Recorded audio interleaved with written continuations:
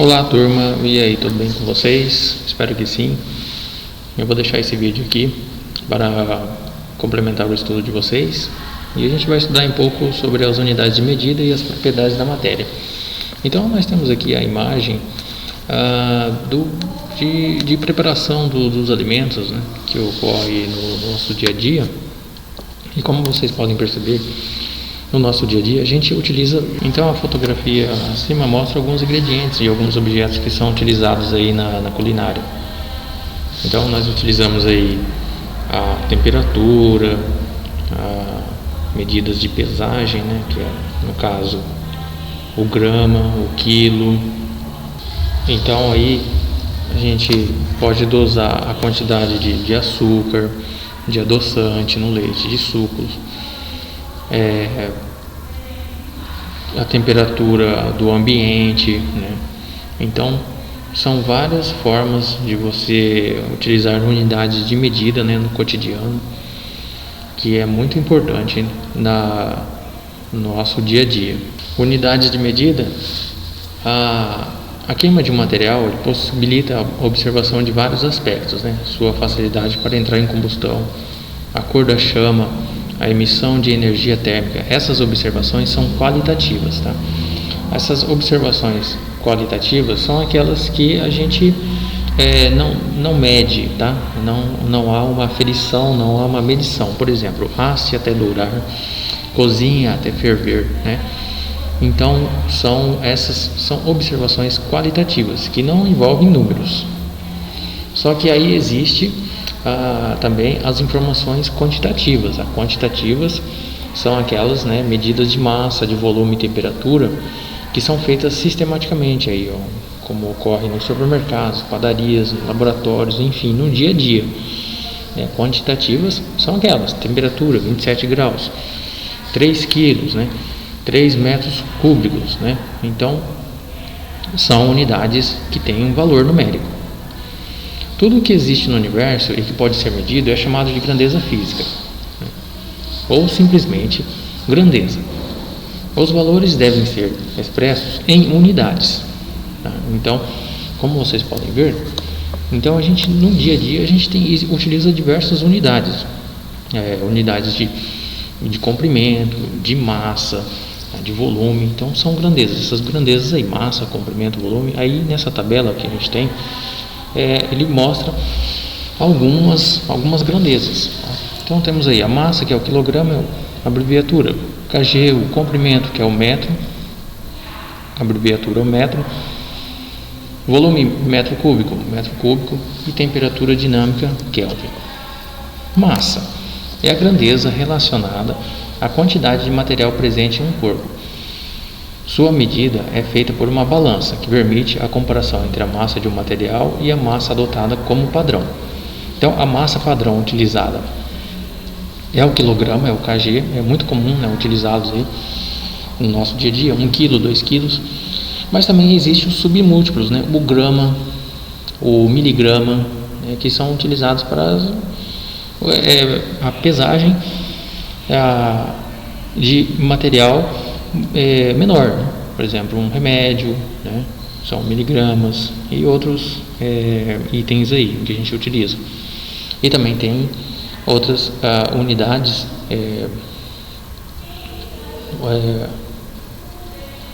outros submúltiplos maiores que o quilo, que são o megagrama, mais utilizados aí a tonelada, tá? Então, por exemplo, 1 tonelada, 2 toneladas são para grandes quantidades de material.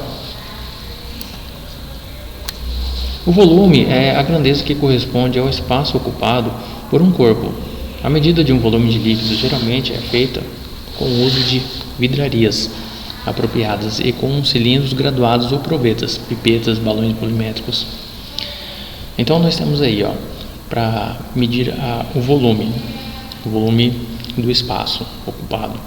Então nós temos aí nesse item, nessa fotografia que tem aqui do lado, nós temos aí a pipeta, tá? A probeta e o balão volumétrico, que são vidrarias utilizadas para medir o volume de líquidos, certo? De soluções, de líquidos, enfim. As unidades de volume derivam das unidades de comprimento. A unidade padrão de comprimento é o metro e a de volume é o metro cúbico. Então, um metro cúbico, como vocês podem observar aqui nessa representação, o metro cúbico é 1 metro de aresta, como se fosse aqui, ó, 1 metro de aresta. 1 metro desse ladinho, 1 metro desse, 1 metro desse, 1 metro de aresta, tá? Que equivale a 1000 litros, tá? Então, 1 metro cúbico equivale a 1000 litros. Aí nós temos aí também 1 decímetro cúbico, tá? 1 decímetro, que é o submúltiplo, né, do metro. Aí nós temos 1 decímetro também de aresta, que equivale a 1 litro. E 1 centímetro cúbico igual a 1 ml, certo? A temperatura é feita com a utilização de termômetros, acredito que vocês já devem ter visto, tá? Mas é utilizado o termômetro para medir a temperatura. Dentro desse termômetro existe um líquido, que geralmente é um mercúrio, tá? Mercúrio líquido. Ele é muito utilizado, o mercúrio, porque ele tem uma grande dilatação, tá? Então, por isso, ele é muito utilizado para a medição da temperatura, certo? Então, conforme a temperatura aumenta, o líquido ele se dilata, então aquele tubo, né, o líquido, o mercúrio que está dentro do tubo, ele sobe. Então, se a temperatura diminui, ele se contrai, né, o líquido, então marcando a temperatura na qual está o ambiente, né? No Brasil, a escala mais utilizada é o grau Celsius. O ponto de congelamento, é 0 graus Celsius, tá? Então, 0 graus Celsius é o ponto de congelamento da água, tá? Da água. Então, e o ponto de ebulição, como a água, onde a água começa a ferver, é 100 graus Celsius, tá? E essa escala foi dividida em 100 partes iguais, tá? Isso tudo a nível do mar, porque a nível do mar, teoricamente, né, todo o nível do mar é um nível padrão para todos no planeta, tá? No sistema internacional, a temperatura termodinâmica, medida pela unidade Kelvin, é utilizada no meio científico, tá? Essa temperatura Kelvin. Essa temperatura Kelvin, ela pode ser expressa da seguinte forma: a temperatura Kelvin igual a temperatura Celsius mais 273 graus. O zero Kelvin, né, que é o zero Kelvin absoluto, eles nunca conseguiram atingir essa temperatura, tá? Então ele está aí só na teoria. Densidade, tá? É muito comum nos meios de comunicação, vocês já devem ter ouvido falar, né, nesses noticiários, que houve um derramamento de petróleo. E o óleo, como vocês podem perceber, o óleo ele não afunda. Então o óleo ele tem uma densidade menor do que a água. Então por isso que ele não consegue afundar, tá? Devido às suas propriedades. Então a massa dele é menor do que o seu volume, tá? Então ele é bem menor, claro, comparado à água, né? Claro. Então o óleo ele tem uma densidade menor que a da água. O que é densidade? É uma grandeza que relaciona a massa de um material com o volume que ele ocupa. Então a densidade ela pode ser expressa pela divisão da massa pelo volume. Olha só, massa dividido pelo volume, né, vai dar o resultado aí. Então olha só, se eu tiver uma densidade 1 de um objeto, tá, e a densidade 0,5 de outro, é claro que o 1 ele tem uma densidade maior, então ele vai afundar. É igual a gente pegar uma bola de isopor e uma bola de chumbo, né, do mesmo tamanho, do mesmo volume. Claro que independente até do volume, que vocês podem perceber que o chumbo ele vai afundar, porque ele é mais denso do que a água, né, e mais denso do que a bola de isopor. A unidade de densidade aí é quilograma por metro cúbico, tá? Embora algumas unidades mais utilizadas sejam o grama por centímetro cúbico e o grama por milímetro. Tá? A densidade ela também depende da temperatura, pois os materiais sofrem contração ou dilatação de seu volume com a variação de temperatura. Tá? Assim, é adequado indicar a temperatura em que foi medida esse objeto, tá? Esse material. Aí nós temos aqui uma tabela com os valores da densidade de alguns materiais. Por exemplo, a água, tá? Que é 13, o óleo de soja é 1, então quer dizer que ele é mais leve, né? O vidro 2,7, mais pesado, né? que o óleo de soja, né? O isopor 11,3, então quer dizer que ele é mais leve. E aqui no livro está errado, aqui nessa apresentação, mas eu acredito que aí no livro esteja certo, porque no lugar do isopor, aí deveria estar escrito chumbo, né? Pressão. É mais fácil você furar uma folha de papel com uma caneta do que aplicar a mesma força e tentá-la romper com uma palma da mão, tá? Isso porque a folha recebe uma pressão maior quando entra em contato com a ponta fina. Então, a mesma pressão que você exerce numa área pequena é maior do que se fosse comparado à mesma pressão, mas só que distribuída numa área maior. A pressão é uma grandeza que corresponde à força aplicada sobre um corpo ou objeto dividida pela área sobre a qual a força é exercida. A pressão pode ser expressa pela seguinte forma: a pressão, que é a força aplicada dividida pela área. É comum utilizar as unidades milímetro de mercúrio e atmosfera, embora a unidade padrão nesse sistema internacional seja Pascal. Então aí tem algumas unidades de pressão e as correspondências abaixo, tá? 1 atm, que geralmente esse 1 atm é muito utilizado aí nas questões, nos nossos estudos aí de química, tá? E também milímetro por Hg, que no caso é o mercúrio. O centímetro por mercúrio é pouco utilizado, eu quase não vejo. O torr também não, o bar também não, e o pascal às vezes é utilizado, tá? Mas essa pressão aí, por exemplo, da miligrama de mercúrio. Então, turma, é o seguinte, né? Nós temos aí o milímetro cúbico, né, que é o mmHg, né, que é muito utilizado aí nas questões de química, nas atividades químicas do nosso estudo aí. É uma pressão definida em termos da pressão gerada por uma coluna de mercúrio de 1 milímetro, aí tem a densidade, né, do mercúrio. Então, para vocês entenderem a história, foi o seguinte, que o físico, né, o Torricelli, ele criou o barômetro, né, de mercúrio, que é esse equipamento, essa ferramenta aí, do lado que vocês estão vendo aí. E dentro desse tubo de vidro, ele colocou mercúrio, tá? E esse tubo, ele só tem um lado vazado, né? Só tem um lado que tem aberto, que ele colocou esse mercúrio dentro desse tubo, mergulhado aí parecendo um copinho. Beleza. Aí, conforme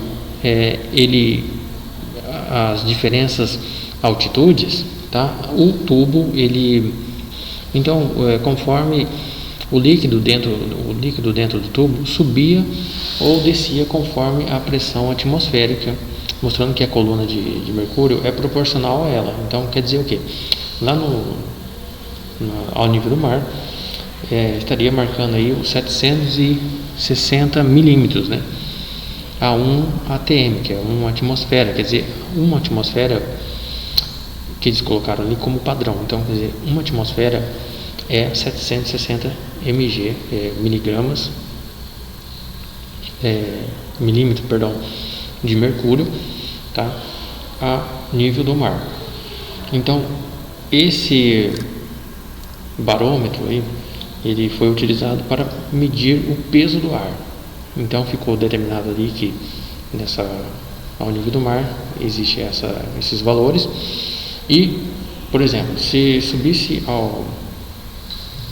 numa montanha, é claro que esse valor de 700 milímetros, né, ele ia diminuir, porque como há um peso menor da atmosfera, né, sobre ali a pessoa que está medindo, então esse valor ele iria diminuir, então com certeza seria menor que um ATM. Então eu espero que vocês tenham entendido, tá, essa parte aí, tá, do barômetro, tá, que ele mede, né, o peso do ar, tá, porque a gente está como se fosse debaixo de uma grande camada de ar, né, e o ar ele tem peso. Então vocês já perceberam, quando vocês realizam alguma viagem, o ouvido às vezes entope, né, devido a essa pressão atmosférica. Você está numa pressão mais baixa e de repente você sobe, o ouvido pode entupir, né? Então essa é devido à pressão atmosférica. Tudo bem? Olha só como ele fala aqui, ó.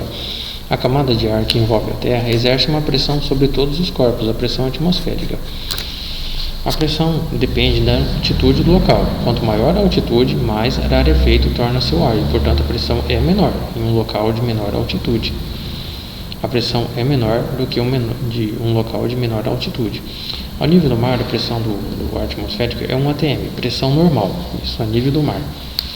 Ele foi considerado como um padrão, tá? Nível do mar, 1 atm, que corresponde aí a 1 vezes 10 a 5 pascal, tá? O valor exato aí, tá? Então, vocês deem uma olhada nessa tabelinha aqui, principalmente aqui nos valores de 1 atm, que é a mesma coisa que 760 mmHg de mercúrio, né?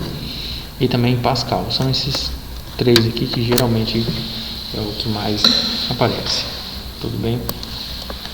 Então vamos lá continuar com uma solubilidade, né? Solubilidade, vocês já perceberam quando vocês colocam sal de cozinha em uma água, você nota que depois de um certo tempo o sal ele desaparece, né? Então ficando aquele líquido, né, incolor, né, e transparente, então originando aí a mistura de água com sal dissolvido. Perfeito. Então costuma-se dizer o quê? Que nessa mistura de sal, o sal é o soluto e a água é o solvente, tá? A mistura resultante é uma solução, tá? Então o material que tem menor quantidade é o soluto e a matéria de maior quantidade, no caso aí a água, é o solvente, tá? E essa mistura é chamada de solução, tá? Solução é essa mistura, solução é mistura. Aí fala, o que acontecerá se a solução for acrescentado mais sal de cozinha? Em vários casos, há um limite de quantidade de soluto que pode ser dissolvido em determinada quantidade de solvente a uma determinada temperatura e pressão. Esse é conhecido por solubilidade, tá? Então, é o seguinte, cada material você tem o limite que você consegue dissolver, tá? Vamos supor aqui, por exemplo, eu tenho um copo d'água, eu coloco uma colher de sal. O sal, você mistura ele dissolve, muito bem. Só que aí vai chegar um determinado momento, se você colocar mais sal, mais colher de sal, esse sal ele não será mais dissolvido, ele chegou ao limite, tá? Ele às vezes ultrapassou esse limite, mesmo que você agite ele, misture, mexa, ele não tem um excesso que ele não vai se dissolver. Não sei se vocês já viram aquele salzinho que fica no fundo, que esse é o chamado corpo de fundo, né? Então, como a gente pode perceber aqui nesse gráfico ao lado, né, da solubilidade do cromato de potássio, né, que é um sal, a gente pode perceber aqui que esse gráfico indica a solubilidade por 100 gramas de água, né, e aqui a temperatura. Podemos perceber que até 20 graus Celsius, né, com 65 gramas de sal, ele consegue dissolver. Passando de 65, se eu adicionar mais 66, 67, 70 gramas de sal, eu não conseguirei mais dissolver o sal. Então ele vai ficar formando um corpo de fundo. Então porque 65 gramas é o ponto de solubilidade dele, certo? Agora, eu conseguiria, olha só, pelo gráfico aqui, que é essa curva de solubilidade, se eu conseguisse 80 graus Celsius, se eu aumentar a temperatura, eu consigo ainda aumentar mais um pouco a sua solubilidade. Aí sim eu conseguiria dissolver por completo o sal, mas de acordo com o máximo que ele consegue, aqui 80, né? Vamos supor 80, aqui vai dar quase 100, né? Uns 80 e pouco, 90, certo? Então, essa solução, quando ela atinge o ponto de solubilidade, ela está saturada, tá? Então, assim, qualquer quantidade de sal acima do ponto de solubilidade é considerada uma solução saturada, ok? E se ela está menor do que a quantidade menor do que o ponto de solubilidade, então ela é insaturada.